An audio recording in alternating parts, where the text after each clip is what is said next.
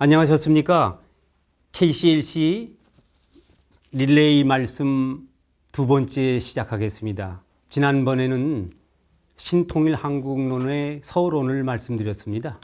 신통일한국론이라는 하나님을 중심 삼은 통일한국을 이루고자는 비전과 이념을 이야기하기 때문에 이제까지 많은 말씀이 없었던 정말 새로운 신통일한국론이 아닌가, 통일한국론이 아닌가 이렇게 말씀을 드려봅니다.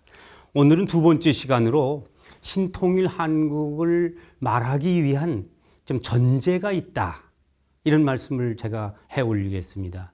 다름이 아니라 그것은 이 신통일한국의 비전과 이념을 말하는데 그 이념 속에는 그동안 우리 통일한국을 얘기하면서는 북조선이나 남한국이나 모두 다 숨어있는 이데올로기가 있다. 이데올로기 비판학자들은 이렇게 말합니다. 이데올로기는 겉으로 드러난 이데올로기도 있지만, 통치 이념도 있지만은 사실은 그 속에 말하지 않는 숨어있는 크리핑 아이디올로지라고 해서요, 숨어있는, 그러니까 스물스물 기어 들어가 있는 숨겨진 이데올로기가 있다, 그렇게 말씀을 하는 거죠. 통일한국을 평화롭게 이루어보자 라고 하면서도 사실은 속내로는 흡수 통일을 많이 이야기합니다. 남한국의 체제로 북조선의 체제가 전환돼서 하나의 한국을 이루자, 뭐 이런 것이 사실은 말은 안 하지만 숨어 있다고 볼 수 있죠. 두 번째, 북조선도 마찬가지입니다. 북조선은 말은 평화 통일을 이야기하고 두 나라 한 국가로서의 입장을 이야기하는 것 같지만 사실은 체제 통일을 숨기고 있다고 봐야 됩니다. 왜냐하면 공산주의 체제, 사회주의 체제, 아니면 김일성 주체주의 체제로 남한국을 흡수 통일하겠다고 하는 생각은 여전히 같다고 볼 수 있습니다.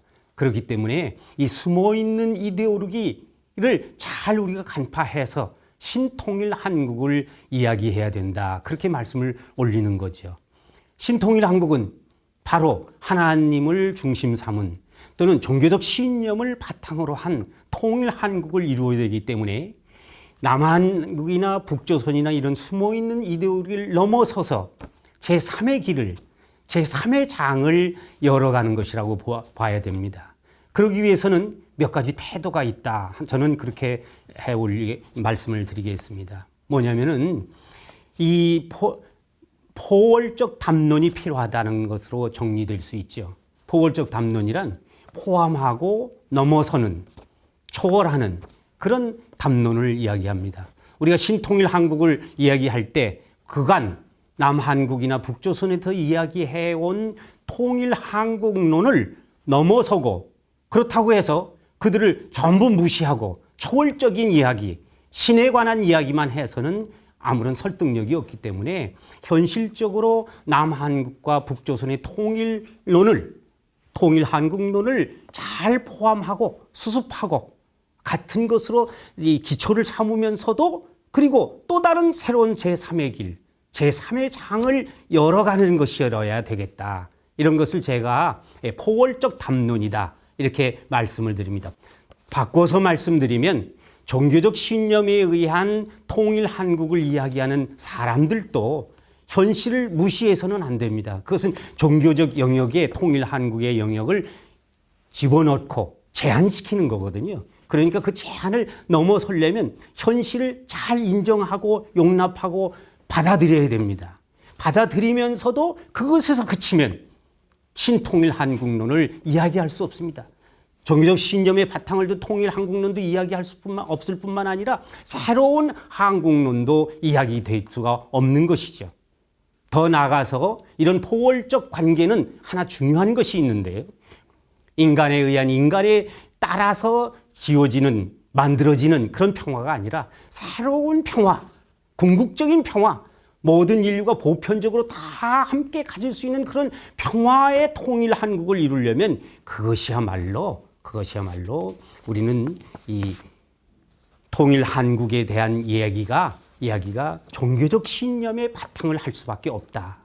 통해서 오늘 여러분에게 두 번째 시간에 신통일한국론을 말씀드리기에 앞서서 전제 담론으로서 말씀드리고 싶은 것은 이런 현실을 충분히 용납하고 인정하고 현실을 바탕으로 하되 뛰어넘는 새로운 통일론, 종교적 신념의 바탕을 둔 또는 하나님을 중심 삼고 통일 한국을 이뤄보고자 하는 이런 신통일 한국론은 포괄적 담론이 필요하다는 것 말씀드리고, 결론적으로 오늘 이런 담론을 통해서 우리는 궁극적 평화를 이루는 제3의 길, 제3의 장으로서의 신통일 한국론의 이념과 비전을 말씀드려야 되겠다, 그렇게 말씀을 드립니다. 그러기 위해서는 세 가지의 범위가 있습니다. 다음 시간부터 말씀드리고 싶은 것은, 첫째는 신통일 한국론이 지향하는 비전의 하나인 국가적 비전이 어떤 것인가, 또 사회적 비전은 어떤 것인가, 그리고 개인과 가정의 비전은 어떤 것인가,